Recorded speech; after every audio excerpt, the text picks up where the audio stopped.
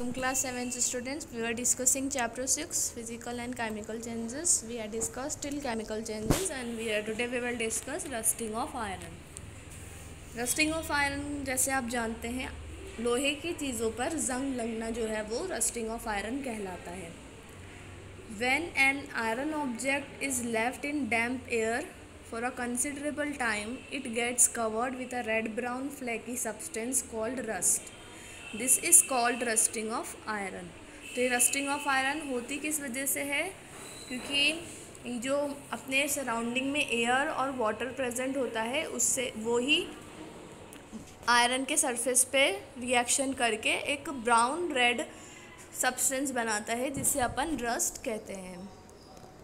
और वो जो रस्ट होता है उसको आयरन ऑक्साइड के नाम से जाना जाता है. तो ये वर्ड इक्वेशन है आपकी iron plus oxygen plus water gives iron oxide.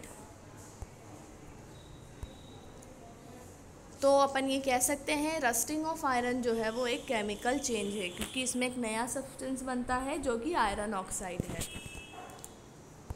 तो आपने बहुत कॉमनली देखा होगा किचन में आपकी मम्मी तवा नया लाती हैं और थोड़े दिनों बाद ही फिर अगर थोड़ा ज़्यादा गीला मौसम है तो जल्दी से और नहीं तो थोड़े दिनों बाद आपका जो तवा है वो ब्राउन होने लग जाता है. इसी तरीके से जो ब्रिजेस होते हैं steel bridges, iron nails, iron pipes, iron grills, तो इन सब में रस्ट अपन देखते हैं, ये नॉर्मल है. तो ऐसी कंडीशन से जैसे आप यहाँ फ़ोटो में देख सकते हैं यहाँ एक आयरन का गेट है जिस पे रस्ट हुआ है. तो ये जो रेड सा आपको दिख रहा है इसी को ही अपन रस्ट कहते हैं. आयरन की रस्टिंग के लिए दो चीज़ें बहुत ज़रूरी हैं. एक तो ऑक्सीजन की प्रेजेंस, दूसरा वाटर या फिर वाटर वेपर की प्रेजेंस. अब अपन ये कह सकते हैं जो डैम्प एयर मतलब जिसमें ऐसी हवा जिसमें थोड़ी नमी है, तो उसमें दोनों ही चीज़ें जो हैं वो ऑक्सीजन और वाटर प्रेजेंट होती है. तो इसी वजह से जो डैम्प एयर है वो खुद ही आयरन की रस्टिंग कर सकती है. और इसी तरीके से जो वाटर होता है उसमें भी ऑक्सीजन और वाटर दोनों ही प्रेजेंट रहते हैं, इसलिए पानी जो है वो भी आयरन की रस्टिंग के लिए काफ़ी होता है. अपन ये बात करते हैं if the air at a place has a high moisture content, that is if the air at a place is more humid then the rusting of iron become faster.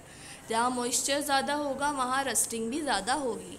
तो यही वजह है कि जो कोस्टल एरियाज़ होते हैं मतलब सी वाले जो इलाके होते हैं उनमें रस्टिंग ज़्यादा होती है क्योंकि वहाँ वाटर वेपर का अमाउंट ज़्यादा होता है. इसी तरीके से जो सॉल्ट होता है वाटर के अंदर जो सॉल्ट होता है वो भी रस्टिंग को फास्टर करता है.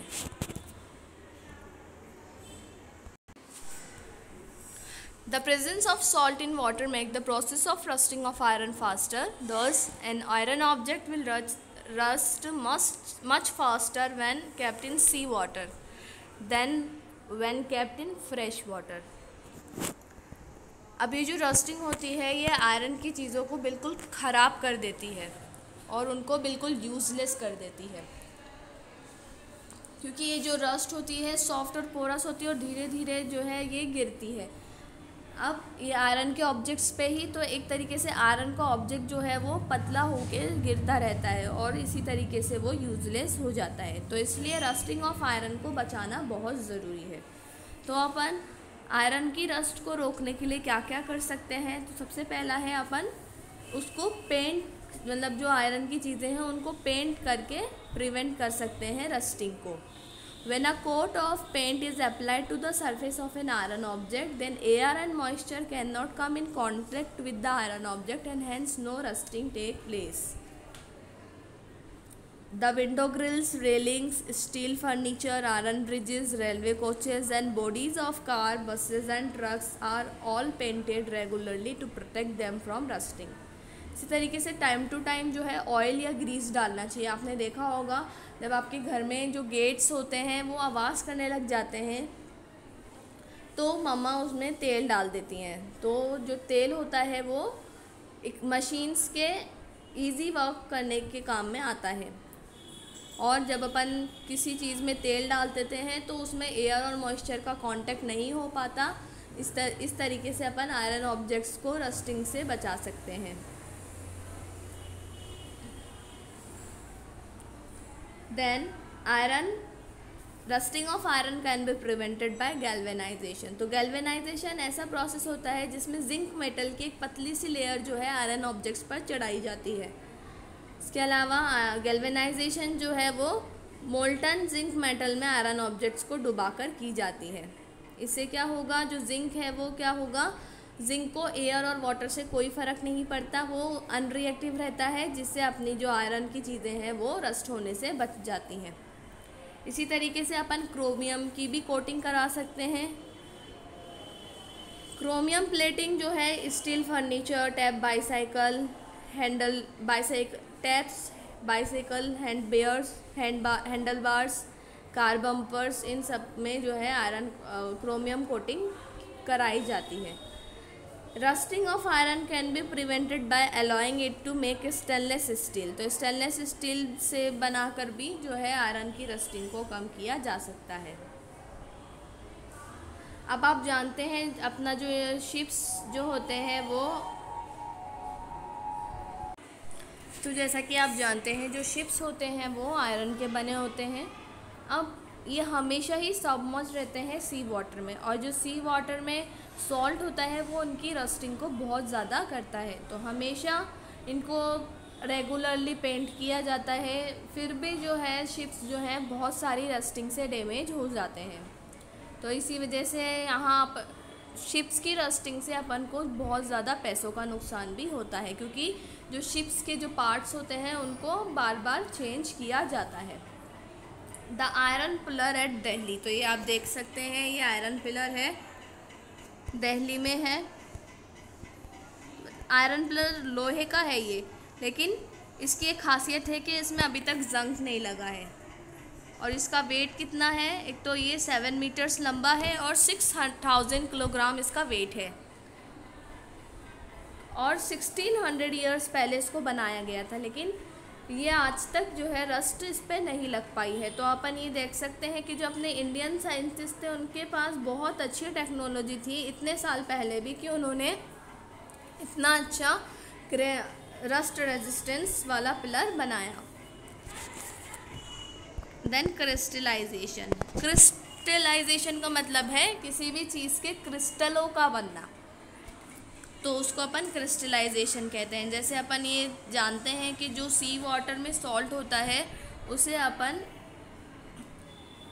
इवापोरेशन से सेपरेट कर सकते हैं, लेकिन सिर्फ इवापोरेशन जो है वो अच्छी टेक्निक नहीं है, क्योंकि सॉल्यूबल इम्प्योरिटीज़ जो है वो इवेपोरेशन के प्रोसेस में रिमूव नहीं हो सकती। तो जो सॉल्ट होता है इवापोरेशन से जो अपन को मिलता है वो प्योर नहीं होता है। सेकंड, और जो क्रिस्टल्स होते हैं इवेपोरेशन से जो अपन को क्रिस्टल्स मिलते हैं वो बहुत छोटे होते हैं, और उन क्रिस्टल का साइज़ और शेप अपन अच्छे से नहीं देख पाते हैं। लेकिन ये जो क्रिस्टलाइजेशन होता है ये एक फिज़िकल चेंज होता है।